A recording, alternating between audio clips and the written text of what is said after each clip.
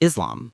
When someone dies in Islam, the body is washed quickly, 3 or 5 times, sometimes with fragrance, for cleanliness and spiritual purity. It's wrapped in simple white cloth, 3 pieces for men, 5 for women, to show equality. A communal funeral prayer, Salat al-Janaza, is offered with no bowing or prostration, only supplication. Burial is done fast, on the right side facing Mecca, usually without a coffin or fancy gravestone. Loud wailing is discouraged. Grief should stay dignified. Mourning lasts 3 days, but widows wait 4 months and 10 days. Charity and prayers for the deceased are encouraged. Judaism. When a Jewish person dies, the immediate family enters a period called a ninut, focusing on arranging the funeral. They may recite the blessing, acknowledging God as the true judge. The body is cared for by the Shevra Kadisha. In a ritual called Tahara, the body is washed and purified for spiritual cleanliness, then dressed in a simple white shroud, takrihim, symbolizing equality before God. From the time of death until burial, a guard or shomer stays with the body to honor it. The coffin is a plain wooden box, as open caskets are considered disrespectful. Burial usually happens quickly, often within 24 hours. The funeral service can be held at a synagogue, funeral home, or cemetery. Mourners perform kriya, tearing a piece of clothing or ribbon to symbolize grief and the ending of the physical relationship with the deceased. Psalms, eulogies, hesped, and prayers like El Maleh Rachamim are recited to honor the deceased. The casket is lowered into the grave, and mourners take part in covering it with dirt, fulfilling the mitzvah of burial as a final act of love and kindness. After the burial, attendees form a double line, called shura, to offer words of comfort to the mourners. Shiva, the 7-day mourning period, begins in the family's home. Mourners sit on low chairs, refrain from work or entertainment, and receive visitors offering condolences. Memorial candles are lit, meals of round foods are shared to symbolize the cycle of life, mirrors may be covered, and the mourner's Kaddish is recited to focus on God. Next comes Shloshim, the first month of mourning.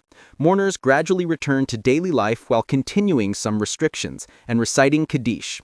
For the death of a parent, mourning continues for a full year. Later, the unveiling ceremony marks the placement of the gravestone. Family and friends may visit the gravesite at other times, placing small stones to honor the deceased. Christianity. When a Christian dies, the body is first washed, dressed in its best clothes or a white shroud for purity, and placed in a coffin, sometimes decorated with a cross or flowers. Embalming is generally acceptable, though some Orthodox Christians may discourage it. Once the body is prepared, a vigil or wake is held at a home, church, or funeral home. Family and friends gather to pray, sing hymns, and share memories of the deceased, offering comfort and support. On the funeral day, pallbearers carry the coffin as family follows in procession. The service, usually in a church, includes hymns, Bible readings about hope and eternal life, a eulogy, a sermon about God's love and resurrection, and prayers for comfort and mercy. After the service, the coffin is taken to the cemetery or crematorium. At the graveside or chapel, a priest or minister leads final prayers. Family and friends may lay flowers or sprinkle dirt on the coffin as a farewell. The body is then buried, placed in a mausoleum, or cremated. In Catholic and Orthodox traditions, memorial prayers may also be held 40 days later as another request for God's mercy. Zoroastrianism. In ancient Zoroastrianism, the dead were neither buried nor cremated because earth and fire are sacred.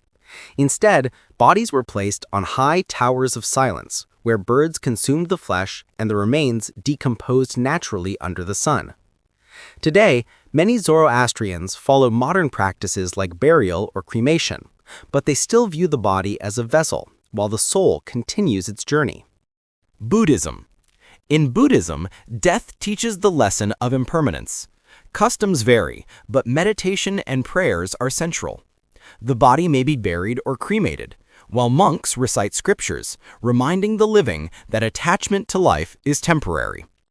In some Tibetan traditions, a sky burial places the body on a high place to be consumed by birds, returning it to nature. Hinduism. When a Hindu person dies, the body is usually cremated in a ritual called antyesti, or last sacrifice. The body is carried to a cremation ground, often near a sacred river like the Ganges, and the eldest son lights the funeral pyre. After several hours, the body turns to ash, which is collected and scattered in the river to aid spiritual purification.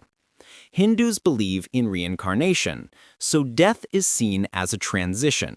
The soul is reborn according to karma.